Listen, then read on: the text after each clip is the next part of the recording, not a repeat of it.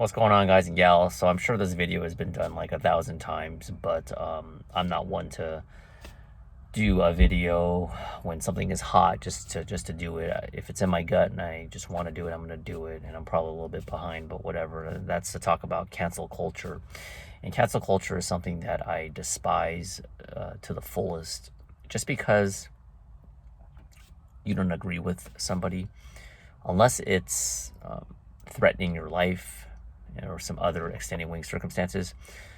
Cancel culture should not be allowed. I mean, what happened? What happened to the times when you could just agree to disagree, learn from each other, and just move on? I mean, you don't have to agree with everything somebody says. That's just 100%. I'm sure you guys and gals, majority of you guys and gals, I think you guys have been just great and supportive, but I'm sure there are videos that you don't agree with, and I've done some controversial videos. A lot of them on the jabber, the vaccine. I've done like 30 videos on that. I did one on Black Lives Matter. I pissed off a bunch of people on that, and you're gonna agree to disagree, but to cancel somebody is just not good for society. It doesn't move society forward in the right direction. Why do I say that? Because let's say you even in I could even give an example in terms of like health and fitness, because this is a health and fitness channel, although I'm trying to branch out a little bit. If I gave some wrong advice on, let's say, weightlifting, and there was a community that was so pissed off, and there was cancel culture, and they said anyone who gives out bad information about lifting weights, about weightlifting, you need to be canceled because you're a danger to everyone. Da, da, da, da, da. And then you just try to ruin their life and try to find a old video of mine from 10 years ago that you find a little thing and you highlight it and you pinpoint it and you go, this guy's wrong because of this. He's a threat to the weightlifting community. He's going to cause a lot of injuries. Get rid of him. It's like, is that the real logical approach? Isn't the better approach is to be mature about it, reach out to the person and tell them what the problem is and learn from each other? Because that person that you try to cancel, they may have other uh, attributes and other things that they can contribute to society, and not just for health, not just with health and fitness, in any aspect, avenue of life. And I think when you do that, society becomes more stagnant in the way of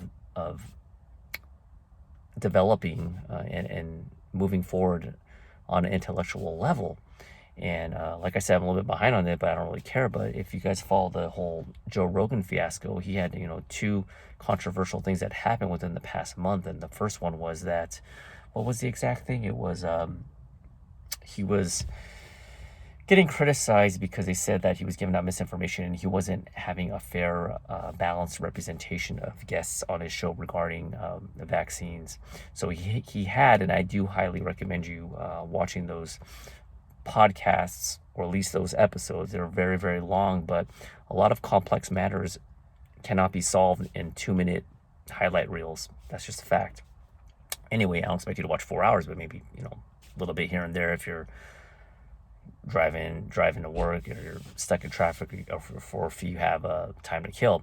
Anyway, sorry, I got a text message. Anyway, what I was saying was, yeah, he had Dr. Peter McCullough, great podcast, and then he had Dr. Robert Malone. I've talked about Dr. Robert Malone before, one of the inventors of the mRNA technology. And these two doctors, I wouldn't say are anti-vaccine necessarily, but anti-mandate and, semi-anti. I know Dr. Malone is definitely against kids from getting the vaccine, but that's for another discussion. I've already talked about that. Anyway, because he had these two doctors on, he got some controversy, and they said, oh, yeah, you're creating vaccine hesitancy. I don't know if they said exactly that, but they were basically attacking him. But the thing is that it's his podcast. He can do whatever he wants. And the other thing is that the critics stated that he didn't have balanced viewpoints. But the thing is that like a month prior to that, he had the Dr. Gupta on, and he represents or is this a regular on CNN, which is an opposing viewpoint. So he had Dr. Gupta on, and he questioned Dr. Gupta, and then he had Peter McCullough, and he had Dr. Malone. So that's pretty well balanced to me. That's more balanced than these far right and far left wing political channels or outlets, or whatever you want to call it, networks. So he got criticized for that. And then the other one was the compilation of the N-word. And now I'm not going to get all into that. This video is going to get too long. But based on what I had researched, he was saying that word in context. He wasn't using it as a slur. He was like, I know he had interviewed Quentin Tarantino, who did Django Unchained and a bunch of other videos, other movies regarding themed around slavery. So it was within that context. And a lot of people are saying he shouldn't have even apologized anyway. Now, if you want to get into the details of if he should have even said the word, or maybe if you're saying it in a certain context, maybe you should have been saying it. You should just say, like, let's say if I'm reciting a rap lyric, even if it's in context, can I say, quote, "What's up, N-word," or do I just say it, And some people are very sensitive about it. But nonetheless, I don't think that it was malicious, and therefore I don't think that he should be canceled. The other thing I want to say is Whoopi Goldberg. I'm not a fan of Whoopi Goldberg. She had to backtrack. I don't know if you follow that much pop culture, but she's on The View, and I don't agree with a lot of reviews. I think she's a nutcase, and she had made some very offensive statements regarding the Holocaust, stating that Adolf Hitler and the Holocaust had nothing to do with race, even though it's clear that Adolf Hitler and the Germans had treated Jewish people like an inferior race. But she said, well, because you can't tell by skin color, that it's not about race. Regardless of how ludicrous you think that statement is, or regardless of if you agree or disagree with that statement, you might be surprised, but I don't think she should be canceled either. She has a right to say what she wants to say. We're adults. She didn't threaten violence. And trust me, I'm not a Whoopi Goldberg fan. I am not a fan of The View. And if you watch it, I'm sorry if I offended you, but once again, can't cancel me, all right? You're offended, I don't care. It's just mental midgets on that show. I'm sorry. But it's not a rant about The View. Anyways, even though I feel that way, Whoopi Goldberg should not have been forced to apologize, and I think she did, and she backpedaled. Does she really mean it?